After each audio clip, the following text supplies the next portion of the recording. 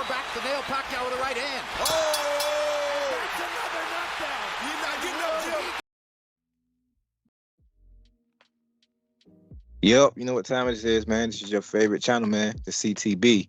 This is Chan Tuck Boxing. I'm your boy, Jay Slay. So what up to him, man? What's up, everybody? Thanks for tuning in.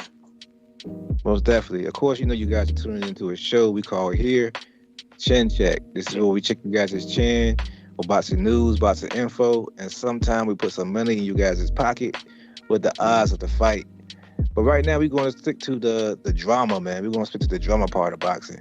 The drama that's been going on now for the better part of half a decade, man, which is the Errol Spence versus Terence Crawford drama. My boy Mon just brought it to my attention a minute ago that a lot of you fans are still dick riding the contracts and dick riding the promotional teams instead of being excited that these two guys are actually going back and forth on Twitter and actually calling out each other to fight.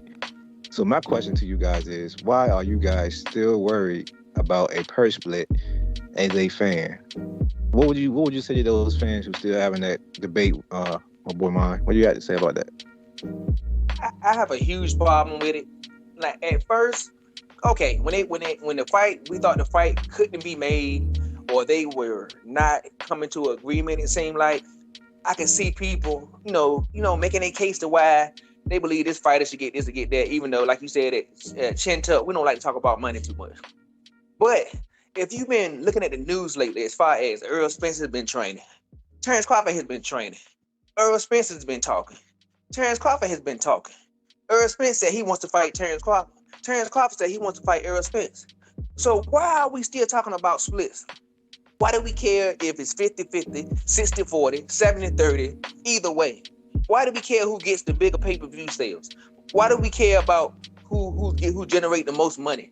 It's pointless at this stage. If those two guys can go behind a closed door and make a deal, why do we care? I feel like as fans, if you care that much about the fighter you like and how much money they get, I tell you what you can do. Go buy their merchandise. Go buy Man Down t-shirts. Go buy TC Bud t-shirts. Support the people. When they have a fight at a venue near you, go watch the fight.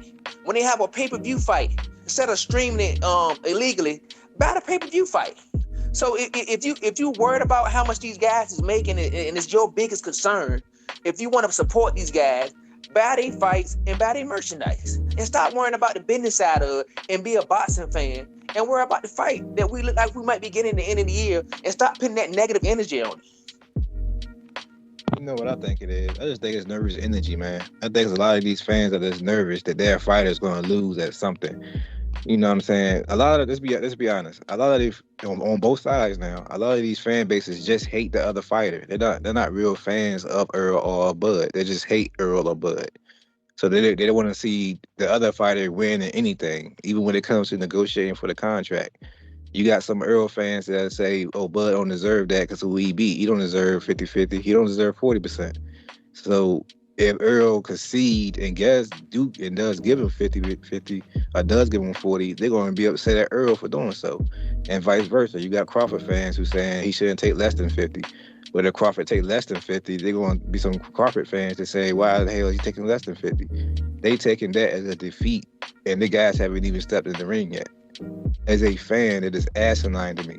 This is why I don't like talking about the money, because you pretty much missing out on all the good parts. You're missing out on all the shit talking. You're missing out on all the build up that they're doing. They are both in training right now for a fight that hasn't even been signed yet. That is incredible to me. You have Terence Crawford right now. He's in camp with two guys, two young up-and-comers who have fights coming up, who have unification fights coming up. And he's sparring these guys with no fight date coming. He's in the camp right now with Shakur Stevenson. He's in camp right now with Devin Haney, training with these guys who have unification fights coming up. You have Earl, who's a week removed from a fight, 3 days later hitting mitts with Crocs on, and then the very next day again in the gym again hitting the heavy bag. These guys are taking each other seriously. They are showing it with their training. They are showing it with their shit talking. And you still got these asinine fans who are worrying about things that has nothing to do with them. So I agree with my boy Mine, man. It's crazy as hell to me to be focusing on a piece of a pie that you're not even going to get.